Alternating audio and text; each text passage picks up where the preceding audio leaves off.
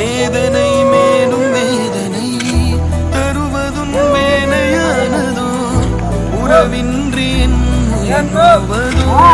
மனிதர்கள் மறைஞ்சா மட்டும்தான் துயரம் இருக்குமா என்ன?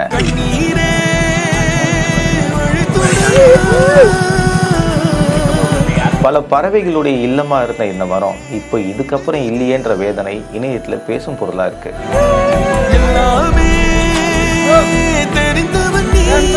தன்னுடைய வாழ்வியல எப்பவுமே கலந்திருந்த இந்த மரம் இப்ப இல்லையேன்னு இந்த பெண்மணி கதறி அழக்கூடிய காணொளி இணையத்துல நிறைய பேருடைய மனசை கலங்கடிச்சிருக்கு. சத்தீஸ்கர்ல இந்த சம்பவம் நடந்ததா கூறப்படுது. நிறைய பகுதிகளில் மரம் நடுவோன்னு பேசினாலும் பல இடங்கள்ல மரங்களை மக்களுடைய வாழ்வியலுக்காக கட் பண்றதும் நம்ம பார்க்க தான் முடியுது.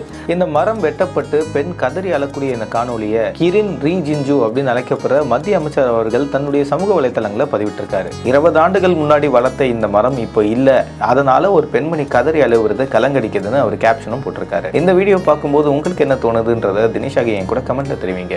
இது போன்ற செய்திகளுக்கு மேலும் பிகின் உட்ச ஃபாலோ பண்ணுங்க. இந்த வீடியோ வழங்கியோர் மெட்வே ஹாஸ்பிட்டல், GT ஹாலிடேஸ் மற்றும் Aliya cotton dhotis and shirt.